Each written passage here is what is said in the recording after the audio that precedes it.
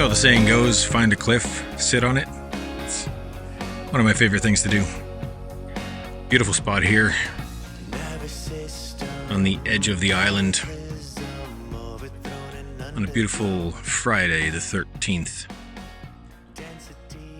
Wanted to talk about manufactured crises and meaning making and how collective consciousness is consistently and continually mind controlled and manipulated into playing out certain scripts that we're completely unaware of. And these are ancient things with ancient forces and ancient establishments that have been playing this game for centuries, possibly millennia. So, I mean, don't feel offended or that it's happening again and that it's always happening and that it's happening to you. And don't feel bad that you're unaware of it, because this is such a integral part to our collective experience. The zeitgeist is being consistently manipulated and twisted and distorted, and the narrative control and the brainwashing and mind control and all the other systems at play that are either extremely subtle or brutally violent and disruptive and right in your face. They all serve a purpose to some degree, to some agenda, some entity, some profit margin, whatever you want to call it. Everyone has a stake in the game who has any sort of claim to ownership to this realm or their self-imposed oligarchical or other hierarchical sort of imagined structure that they've collaborated on with and maintained through filial or familial connections, what have you. I mean, it's a very grand scope thing that most of us won't really have time to consider much or look into deeply. It's complex, but it's also quite simple on the face of it. It's manipulation, it's parasitism, it's predation, it's profiteering, it's greed, it's, violence, stupidity. It's all of the things that tend to hang out on the negative, dark, shadowy side of the human experience spectrum. And yet it's playing out all around us every day of the week, 24 hours a day. Everywhere across the realm. It doesn't matter what nationality, what language you speak. It doesn't matter your faith, your religion. It doesn't matter your belief structure. It doesn't matter what you value and prioritize the most. You are in some way affected by these things. So I think we are empowered by accepting these things, because then we can put it in the right place and not fall into the traps so easily and feed into the mechanisms that are literally sucking our life energy from us at all times, in every way, through our thoughts, through our imagination, by weaponizing our emotions against us, by polarizing ourselves within communities, within families, within neighborhoods, within churches and organizations. The same energy that infiltrates generally or originally, well-intentioned organizations, possibly NGOs, and then corrupt and pervert them to repurpose them for some sort of, again, parasitic or predatory system and dysfunction. This is nothing new. This has been around since time immemorial, and it's just endemic to our realm. And that's something that we have to contend with and appreciate and perhaps even respect, but not be paranoid or fearful about, because those lowest of the low energies is quite literally food for some of these forces, whatever the hell you want to call it.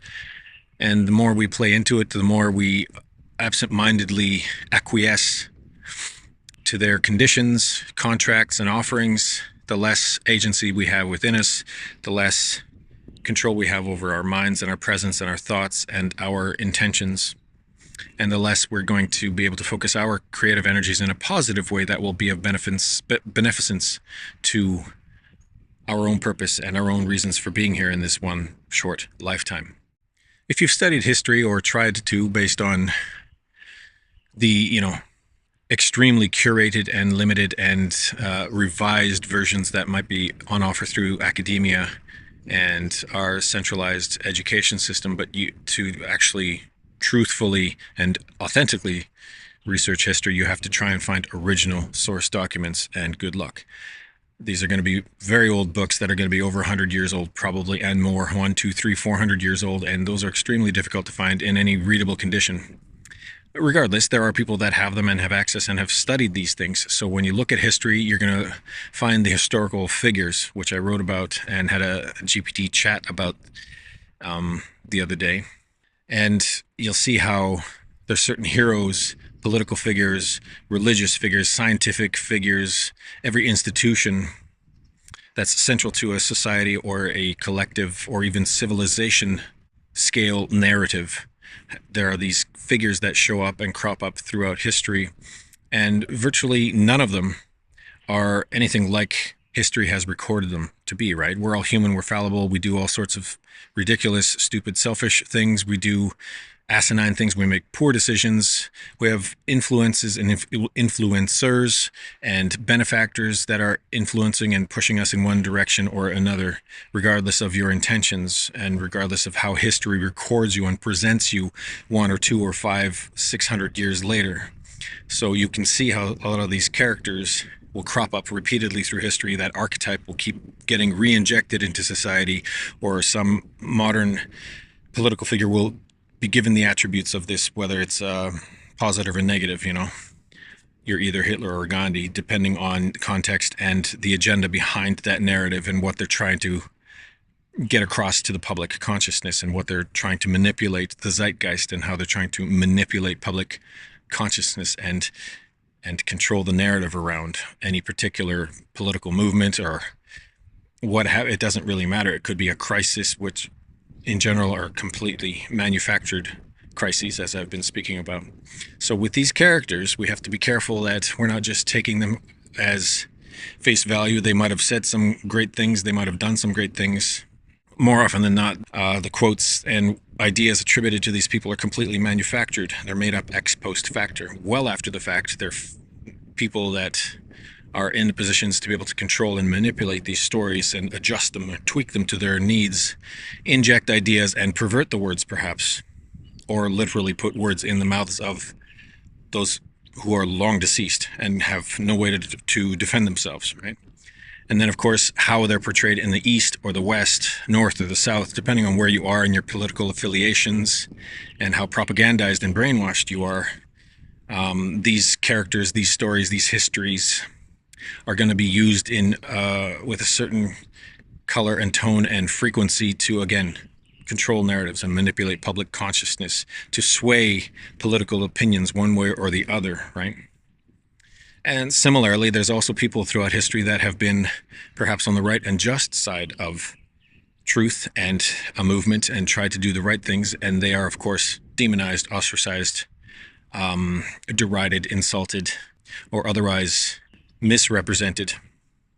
Not necessarily because they were misunderstood, because in their time they were probably of well intentions and they had good ideas. And of course, if the political or financial or religious establishment is being threatened by their ideas or their presence or their intentions and their own potential to sway influence or economies or what power structures and control, they are going to start, like they do today, demonizing people in the public, in the media, through the news, through community, however the messaging is distributed and disseminated throughout a community, whether it's the news or film, stage plays back in the day.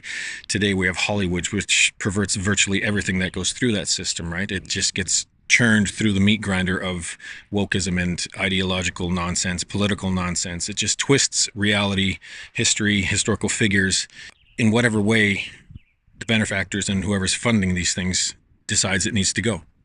So with these well-meaning and generally right and just and authentic characters, we'll see that their names are disparaged, that they are essentially scapegoated, like someone like Marie Antoinette and others I can't think off the top of my head, but you can probably find them all throughout history, every generation.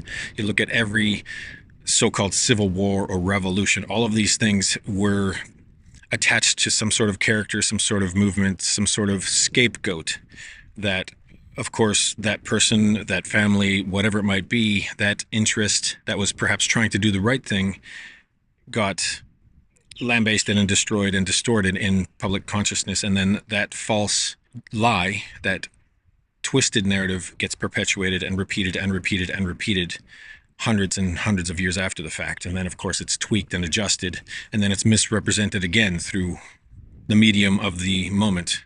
Today, we'd have films and streaming and YouTube and novels, what have you. It doesn't matter. It's wherever they choose to regurgitate these stories and twist them anew to serve whatever agenda.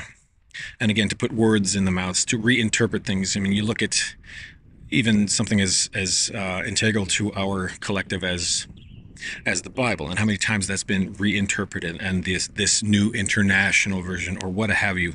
Things that every generation, just like trying to pass word on by word of mouth from yourself down 2 or 3 or 4 people, by the time it gets to the 4th person, they've probably forgotten a few of the words. They've probably reinterpreted some of the ideas or tried to put it in their own words. And of course, the meaning is lost. And the general idea of the initiator, the story, the point that you're trying to get across has been lost in translation. That's the whole idea. And of course, narrative controllers and the manipulators of societal inclinations and intentions, and those with the agenda to parasitize and predate on humanity at large, use these things to their advantage, because they have all the access, they have all the resources, and so they can keep putting in these seeds in every language, in every country, in every nation, every state, province, city, and now down to individual device level, because it's the attention economy, and because we all have these smart devices, they can manipulate us down to the single person, to the single moment, based on your activity and the hyper-surveillance that's affecting all of us today.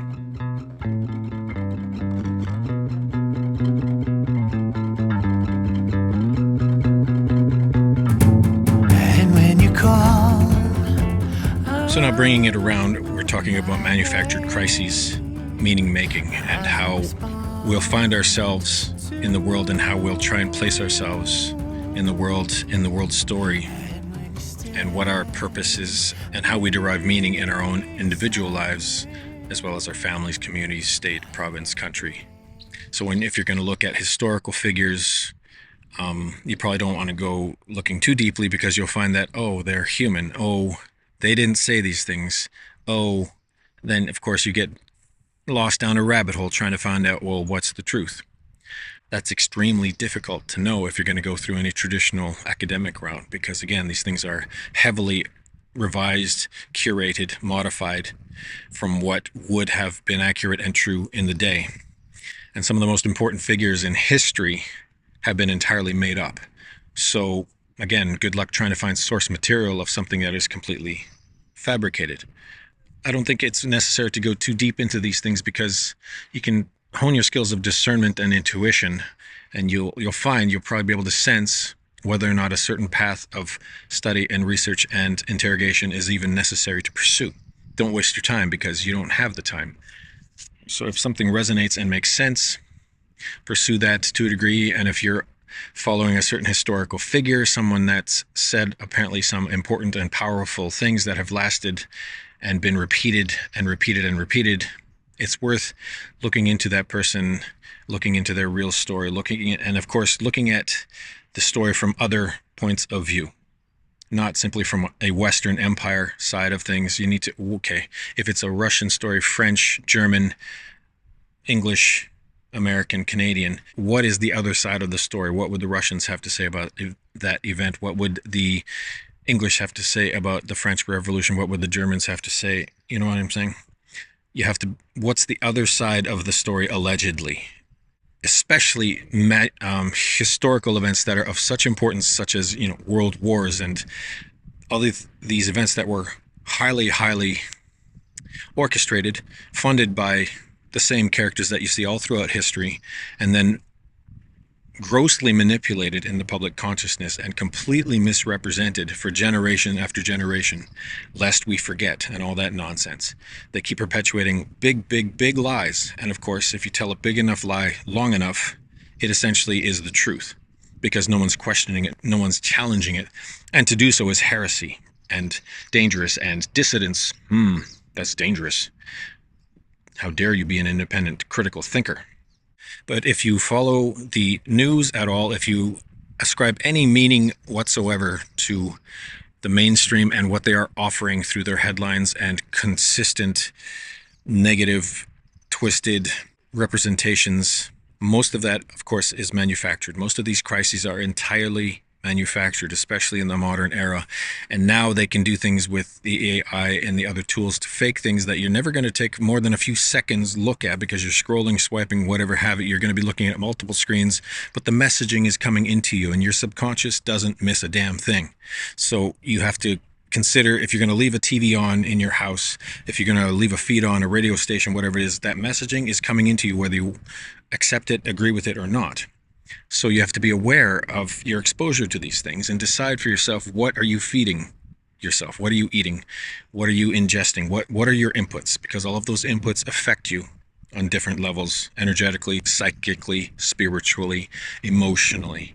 And these things, this is how they plant seeds in the programming and the manipulation deep down inside you that over time is cumulative. And it will affect you more than you know. And unless you're regularly sitting with these ideas and dispelling those energies and clearing your energy field and being disciplined enough to reclaim your agency and authority and autonomy, you are going to be adversely affected and manipulated by these stories in a negative, detrimental way. And of course, all of your experience will spill out to your friends, family, community, and otherwise.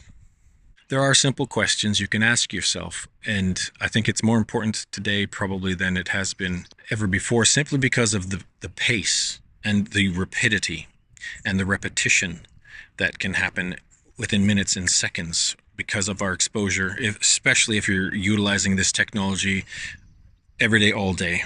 You're staring at some sort of a screen that has some sort of an informational feed that's affecting you and coming into your senses consciously, unconsciously. Right? As I've said, the subconscious doesn't miss anything. So these images, these flashes of ideas are going to affect you and go into you on some level. And the more you're exposed to this repetition and this distortion of reality, the more these things accumulate and will affect your behavior. It'll affect what you value, what you prioritize, what's important. It'll affect your interrelations with family and friends. But it'll mostly and most potentially dangerously affect you within yourself. If you're dissociated within yourself, they own you. You defer your authority, your decision-making to them. Who does that help? The machine, the monster, the predator, the parasite. It doesn't help you.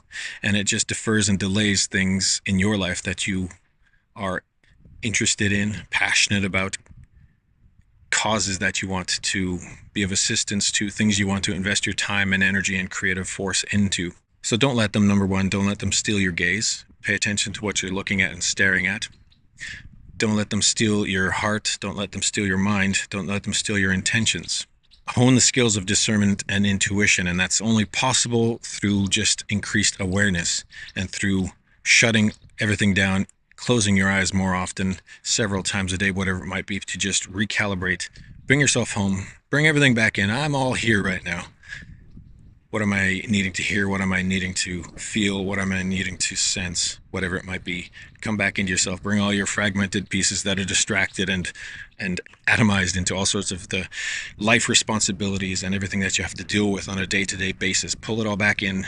Center yourself so that if you're looking at something that's being promoted through the news, through films, through whatever, that's suddenly there's this new crisis, there's this new attack, there's this new what have you.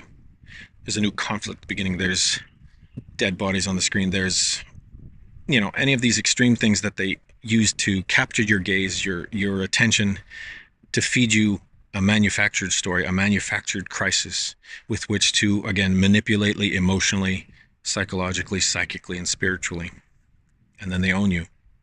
And they take away that little bit of life. Those few seconds that you just gave away for nothing, then you get that tension, that anxiety, that paranoia, that fear that wasn't there seconds before that. And then, of course, you can lean into cynicism and apathy, and it's like, what's the point? Really, what is the point? It's just never going to stop. The attacks are never going to stop. The twisting, distortion, the parasitism, the predation, it's never going to stop. What's the point? Again, that's where we have to step back and rise up and grow up. Because we're here, we chose to be here, nobody forced us to come here. We have a reason and a purpose and a meaning for our short life. We just have to recalibrate so that we can, again, tap that source, tap into the soul's purpose, and to remember who we are, why we are. And you can only do that through presence, patience, pausing, reintegrating.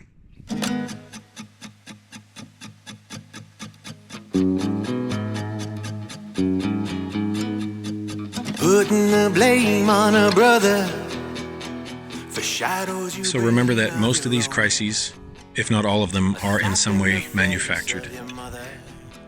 Whether or not it's simply for the screen or actually happening and people are being harmed, properties being destroyed, what have you, there are arsonists and people paid to damage and destroy and kill.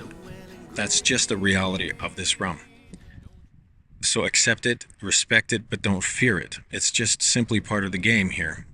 And you decide how much energy you want to feed into it, how much you want to believe what's happening, because it's very, very easy to fall into the trick, into the traps of the script and the narrative.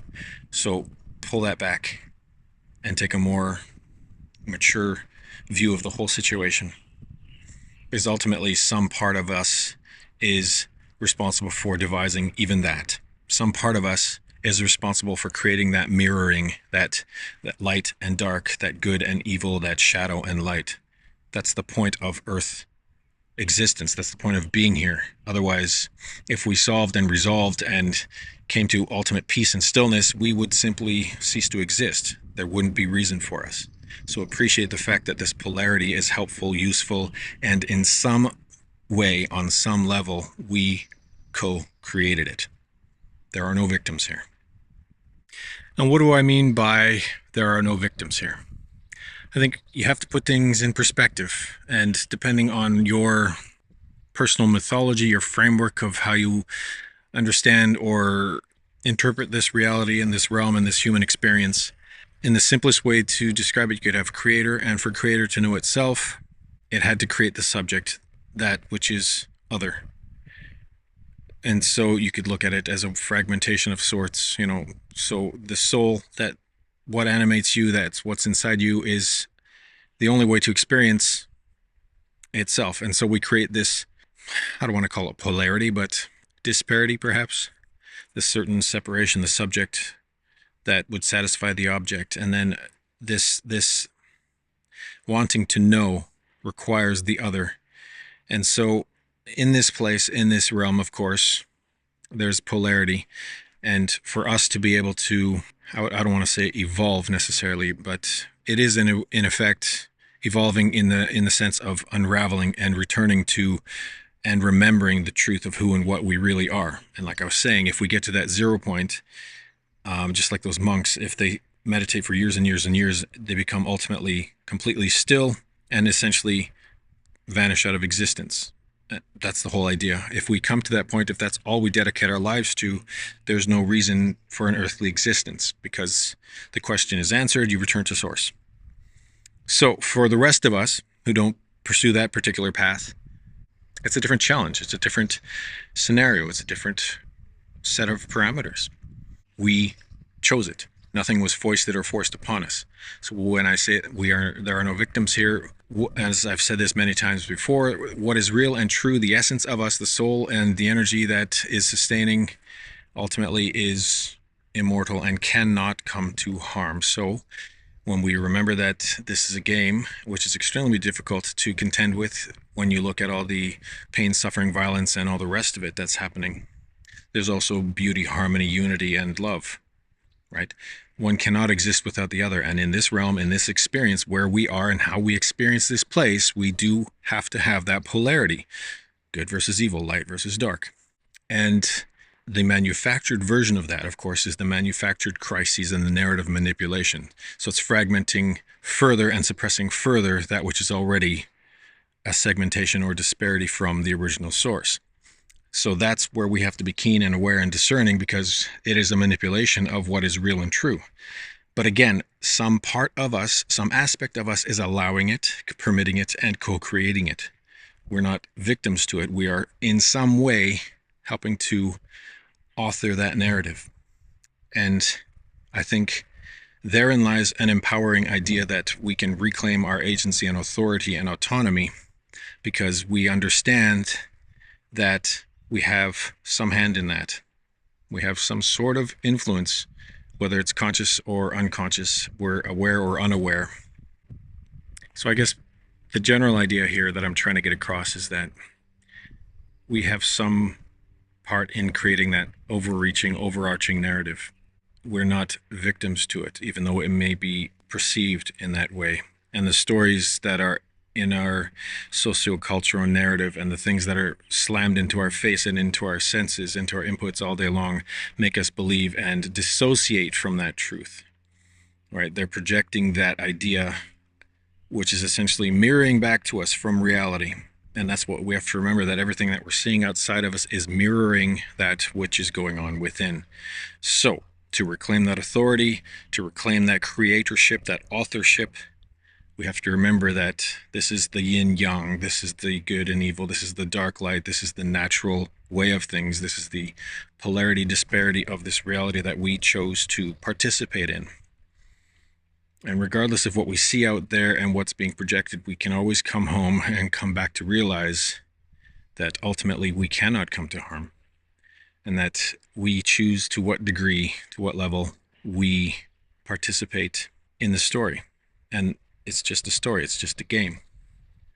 We can control only certain aspects of it that are very, very personal and, down to the individual level. There's very little that we can do about these massive worldwide events and scripts and stories that are playing out, these narratives that have been in play for millennia. We have very little chance of affecting any of those things.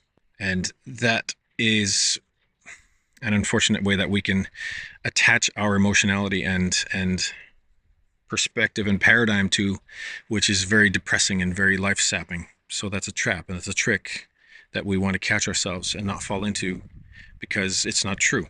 It's not real. So catch yourself before you're diving into woe is me attitude and belief system, and that what's the point of this whole, the apathy and the ennui and simply just giving up, because you're buying into the illusion, you're buying into the story, you're forgetting who and what you are.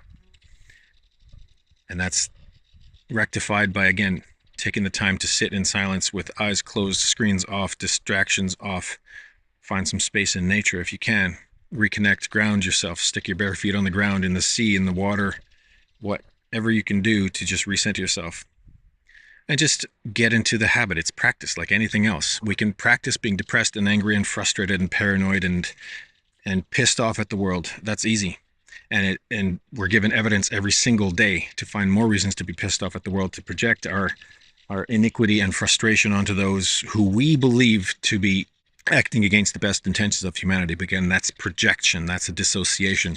We're giving them that power. We're throwing it away. Throwing it and giving it to them. It's like, see, they're making my life shit. It's not true. They're players. They're actors. They're caricatures. They're marionettes. Puppets. And look beyond that. Who installed that person? What entity, what energy needs them there? What are they doing? What's the real purpose of that particular narrative? And it's not something that just happened.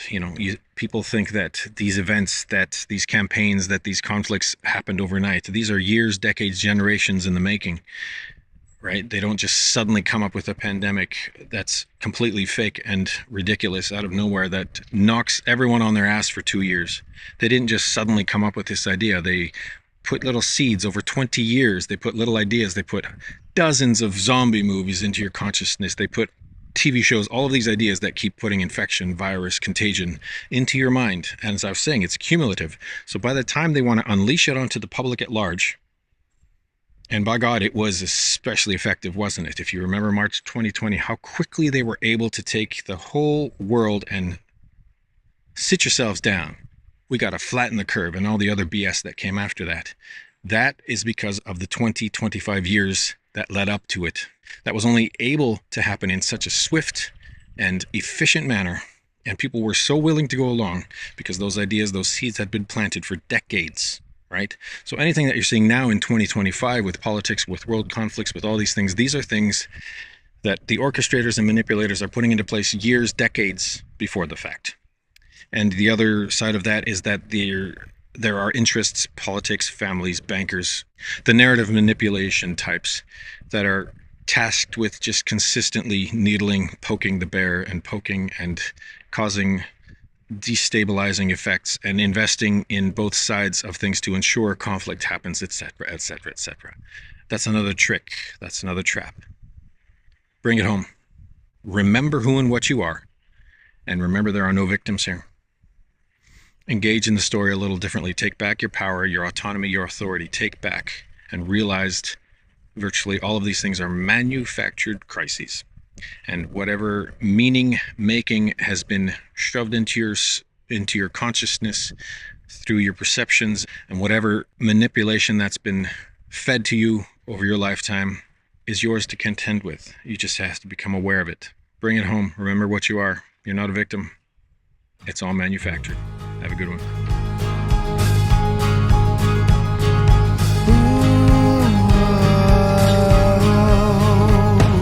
What will be your legacy? What will be your legacy? You're one